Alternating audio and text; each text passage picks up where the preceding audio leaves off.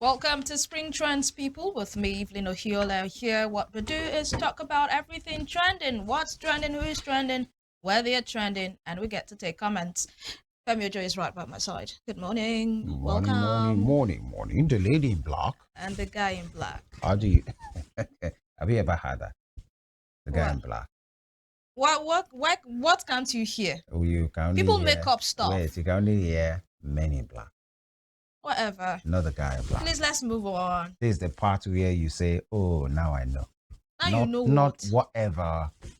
But Duh. you already know. You know what I'm talking about. All right, coming from the grandpa in black, let's move on. Nice one. Very first story this morning, the National Security Advisor Nuhu Ribadu has announced that President Bola Tinubu has signed the legislation to create the National Center for the Control of Small Arms and Light Weapons. Let's see how people are taking this particular announcement. Reformer says, is it the solution to headers and farmers' crisis? And disciple whom Jesus loves. Who is the disciple Jesus loves? John the Beloved. All right. Is his name John? I don't know, but then everyone is Jesus' baby. Until you disarm bandits and Boko Haram terrorists, I will not take that center serious. Even Fulani headsmen going about unhindered with deadly AK-47 automatic weapons. And Patriot Sentinel says controlling the movement of arms will help a lot in tackling terrorism. Your thoughts very quickly, Femi. I think Is this whatever what we need? Do you think it will help in any way? whatever we need to do, Mm. whatever we think will work, Mm. there won't be a problem trying it out. That's one thing. And, this is coming from the office of the NSA himself.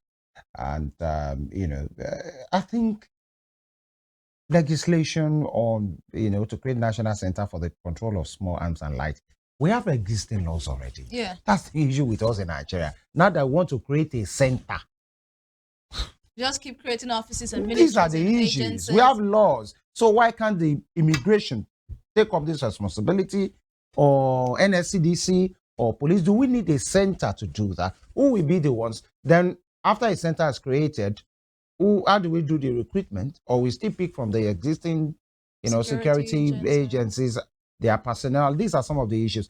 I think, somebody will tell you that sometimes it's not just about having laws, it's about doing something reasonable with some of this thing, because a center for the control of small arms and light weapons, I'm not sure that's what we need, but some other persons might say whatever works for us, let's try it. But then you will need a director general or thereabout. Executives, it can be executive secretary, maybe a director general for that center, and then you have executive directors, and then you have all kinds of, and then you look for, would they have uniform? Who would coordinate that center? Maybe the office of the NSA himself, and then you have SUVs here and there, and then you have weapons here and there. The weapons that are being carted, that we are seizing from the criminals or suspects, all of these times, the question I ask myself, and many Nigerians might be asking ourselves this evening, what do we do with these suspects that we, every time we catch them? Yeah. Every time we nab them, don't they make confessional statement? Don't they? You see police say, we are investigating, and then they are helping us in investigation. So what do we do with them? The repentant Boko Harams, the ones that put up their hands in the air and say, okay, we will not shoot you, we don't catch you, we don't catch you. Don't they help with information? That's the thing. Or we just give them sardine and loaves of bread and change their uniform and give them, flight ticket from Borno to wherever, and that's all. We should get serious. Just like Ladiji will say, we should get serious. Getting another center, I'm not sure that's what we need if we don't have the willpower to go all the way. All right.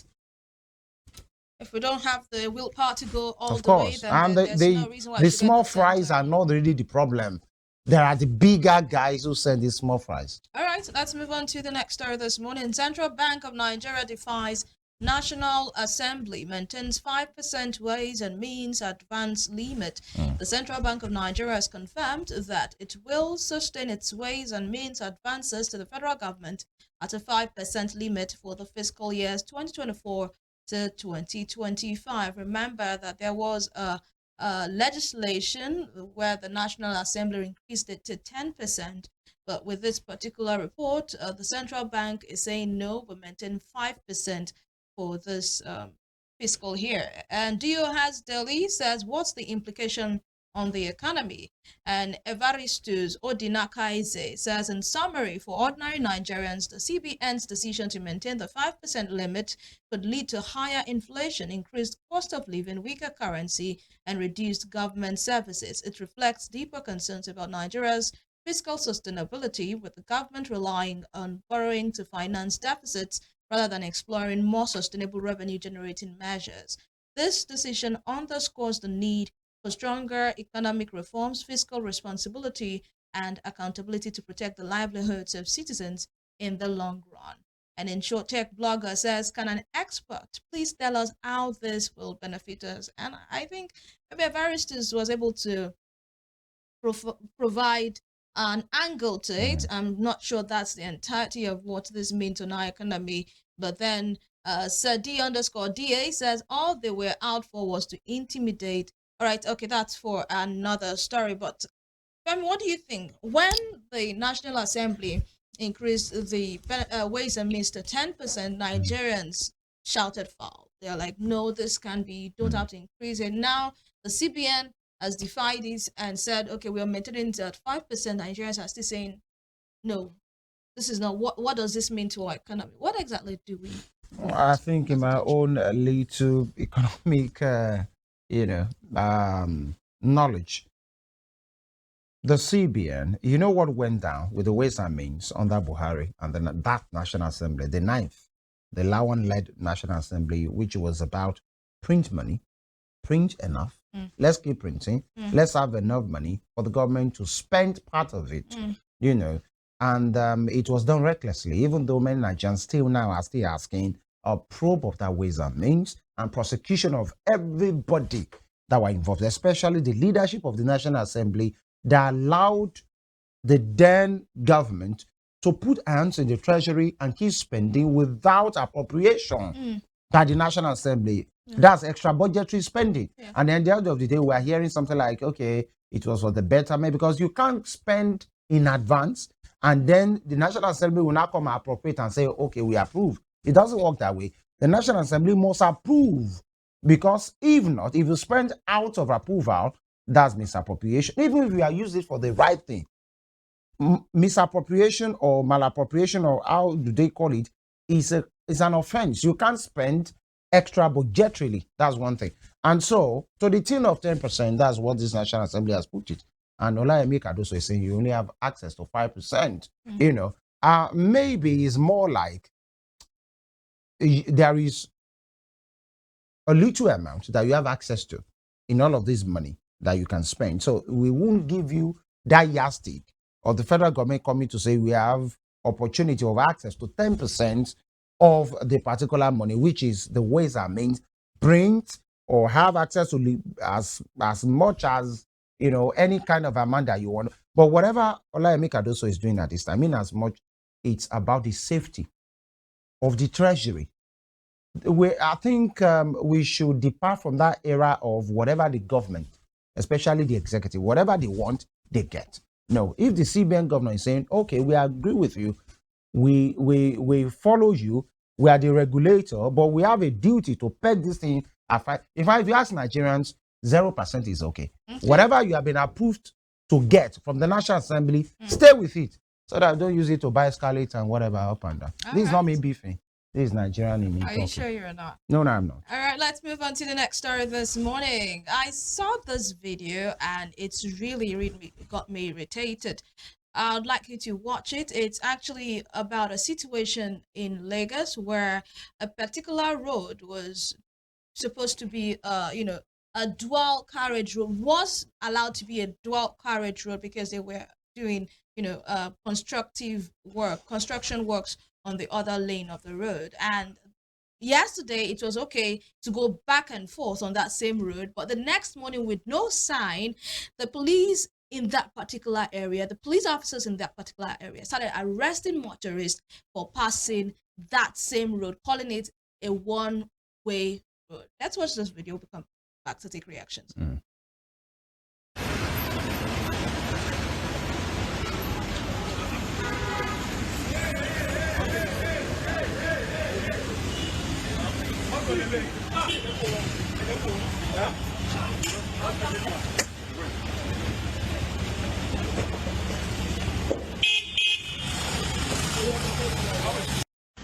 So when is the sign going to come up if the thing happened yesterday, sir? I don't know.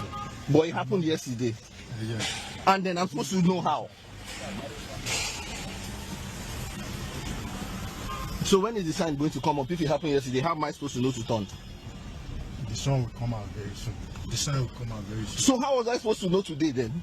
If yesterday it was okay to pass here. Your left. Was it not okay to pass here yesterday? I'm asking, Chief. Was it not okay to pass here yesterday? Fixed today, this morning. Say But anybody that take one way, they should be arrested. So, but then how was I supposed to know this morning then? If it's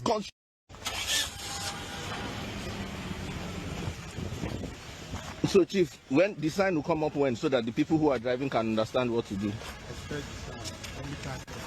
But this, you put change the rule when? When did you change the rule? This morning. So how are we supposed to know? How are the drivers supposed to know if yesterday you said we should pass one way because they are constructing? Where am I following you to now? I want to make my voice. Okay. All right, I saw this video. First of all, it was Kate Enshaw that posted, aired her grievances on our Instagram page, days before, I think yesterday, to say she was also stopped. This was a road I passed. She passed yesterday, and it was okay to, for it to be a dual way. Now you're saying it's just a one way, and she was about to be arrested. And she said the police officer was so uncouth, so disrespectful, to the extent that the police officer was trying to put his hands into our car to open the door. I mean, anything could have happened. We've seen police officers that jumped into a particular car and they were driven off. So you have to make the ground rules to how do you approach citizens, explain to them what they have done. You could see in that video the police officer was speaking with nonchalance, like, why are you talking to me? Let's go to the station. You explain to them. And this guy kept on asking him, it was okay for me to pass here yesterday, but what this morning you're telling me it has changed with no sign. So how are people supposed to know? We are not witches and wizards here. We do not have that spiritual knowledge to know beforehand. Let's just take reactions very quickly. Sadi_DA says all they were out for was to intimidate and extort. And Funke Kut says, he said the road is sorted and the sign will come up tomorrow. Lies. I live around that area and this is how it has been before COVID, during COVID, after COVID, till this evening when I got back home. See the one that jumped out of the car with his unbuttoned shirt and protruding stomach. As soon as he saw the Jeep, it smelled muddy. So Funke Kut is also saying it's all for the mullah. Uzo's Food Lab says, common sense, if there is no communication, how can people be penalized? This country. Femi, what do you think? I just need your thoughts. Is there any awareness of people who should be the protectors of the law? Because when there is no law, the Holy Book says there is no sin. But now, many persons has confirmed this place was a thoroughfare yesterday. And the following day, all of a sudden, is an offense to pass the same road without diversion signs, without traffic signs. No traffic warden was there to tell people, this is where you go. And if they now insist on passing the other road, you now know it's an offense. All of a sudden, you just, with their korope that is there, they just jump out. And, somebody was saying it, the way some of these people just come out. If I know somebody who was wanting some of these security operatives to say, you people should be careful with your life. I know some of them that will stay at, maybe at a bend. As the vehicle is trying to negotiate that bend, they will just jump out. Bam! I say, it's because I have sense. So that person will say, it's because he has sense. That some persons will be say they are not dirty, you just won't die. It is bad, but you should not be doing that. And these are, I think we should reorientate our security agencies and our people, especially agencies like this, to say, are you not supposed to be about, is that not a place for education? Must everything about the Nigeria police or any of these agencies be about arrest, arrest, and arrest? How about telling the people, especially if they are gentle? You could say the man making the narration there, he was asking questions. That's not about aggression. He asked a question. The Olopa said, Finyele, leave that one. Meaning, now grammar. It's even the way follow the me, police go officer station. was communicating. These are some of the issues, and they are we should be civilized. Even they themselves, the policemen and everybody, including citizens, should be civilized and they should know what to do as well. I'll round off quickly with this in 10 seconds. There are some places in Lagos in which Lagosians will tell you, maybe you should not cross the road. There is a pedestrian beach or something. And if you see some person say, they are citing you from afar and say, you want to cross the road, oh yeah, come. No go, because they are members of the last man. The moment you enter the road, they will judge me and say, oh yeah, welcome. Then you go and pay fine. Let's be civic. Yeah. And civil, rather. All right, that's the show this morning. Thank you so much for being a part of our world. And this is to the leadership of the police force. Right. I know the PRO will come out and give his own statements, but then equip your officers not just with arms and ammunition, but equip them with how they approach people, how they communicate to people, the right way of communication. They need it. They really do need it. And that's the show. My name is Evelyn Ohiolei. Thank you so much, Femi, for your thoughts and submissions this morning. We'll make a return tomorrow for another interesting time on Spring Trends. Until then, have for yourself a winning Wednesday. Bye.